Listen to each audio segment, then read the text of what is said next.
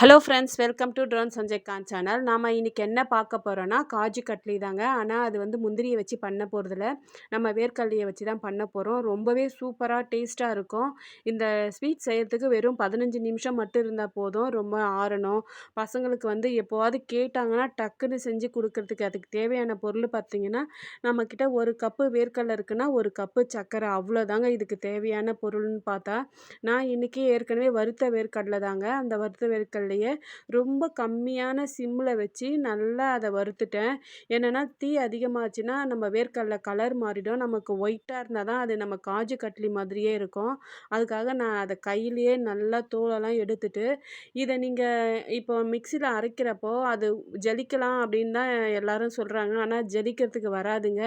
என்னென்னா நல்லா மிக்சியில் அடிச்சுட்டு அதுலேருந்து ஒரு ஈரப்பதம் வந்து அது கொஞ்சம் கட்டியாயிடும். நீங்கள் அதுக்காக கவலைப்படாதீங்க. அது கட்டிப்பதம் வந்தாலும் நம்ம 1 கப்பு சர்க்கரையை ஊற்றி ஒரு 1/2 கப்பு தண்ணியை ஊற்றிட்டு நல்லா கொதிக்க வைக்கலாம். கொதிக்க வச்சுட்டு ஒரு கம்பி பதம் வருதான்னு சொல்லி பார்க்கலாம். பார்த்த பிறகு நம்ம இந்த பொடிச்சது வந்து எனக்கும் சரியாக வரல.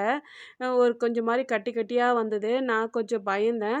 ஆனால் நான் முதல் முறை செய்கிறப்போ நல்லாவே கிறிஸ்பியாக இருந்தது வேர்க்கடலை.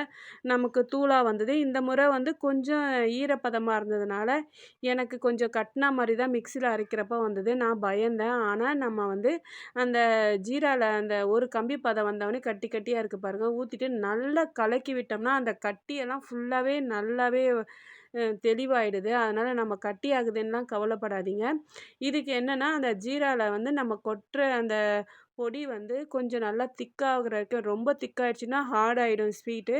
ஓரளவுக்கு கொஞ்சம் திக்காகட்டும்னு சொல்லிட்டு நெய் தடவிட்டு ஒரு பிளேட்டில் நீங்கள் வந்து அதை மாற்றிக்கலாம். நீங்கள் ரொம்ப கட்டியாகட்டும்னு சொல்லிட்டு பேன்லேயே வச்சு நீங்கள் கிளறிக்கிட்டே இருந்தீங்கன்னா ஸ்வீட் வந்து ரொம்ப ஹார்ட் ஆகிடும். அதனால் கொஞ்சம் இலவாக இருக்கிறப்பவே எடுத்து நான் எடுத்தது இது கொஞ்சமே இது இது எங்களுக்கு ரொம்ப கரெக்டாக இருந்தது. இன்னமும் சாஃப்டாக இருந்தால் இன்னும் சூப்பராக இருக்கும். நீங்கள் கொஞ்சம் இலவாக இருக்கிறப்ப எடுத்துகிட்டு பிளேட்டில் வச்சுட்டு, நான் இதுக்கெல்லாம் எதுவுமே டைம் இல்லைனுங்க. நேராக ஒரு கையில் வீடியோ எடுத்தேன், ஒரு கையில் எடுத்து கொட்டினேன், ஒரு கையில் கட் பண்ணேன். மொத்தத்தில் ஒரு 15 நிமிஷத்தில் நாங்கள் ஸ்வீட்டே சாப்பிட்டுட்டோம். நான் சஞ்சுக்கு செஞ்சு கொடுத்தேன். சஞ்சுக்கும் தெரியல இது வேர்க்கடலையில் பண்ணோன்னு சொல்லிட்டு. என் ஹஸ்பண்ட் வந்தாங்க ஆஃபீஸ்லேருந்து, அவங்களுக்கும் கொடுத்தேன். ரொம்பவே டேஸ்ட்டாக இருக்குது. சர்க்கரைலாம் கம்மியாக ரொம்ப நல்லா இருந்தது. என்னென்னா இன்னும் கொஞ்சம் நான் பூரி கட்டியை வச்சு நல்லா தேய்ச்சிருந்தேன்னா மெலிசாக வந்திருக்கும். நான் கொஞ்சம் ஹைட்டு கொஞ்சம் மொத்தம் திக்னஸாக இருந்தது. ஆனால் டேஸ்ட் வைஸ் பார்த்திங்கன்னா செம்ம சூப்பராக டேஸ்ட்டாக இருந்தது. நமக்கு இந்த வேர்க்கடலை மொத்தமே ஒரு 30 ரூபா தாங்க. இது வேர்க்கடலை சர்க்கரைக்கே நமக்கு தெரியாது. அது ஒன்றும் அவ்வளோ வீட்டில் இருக்கக்கூடிய பொருள் தான்.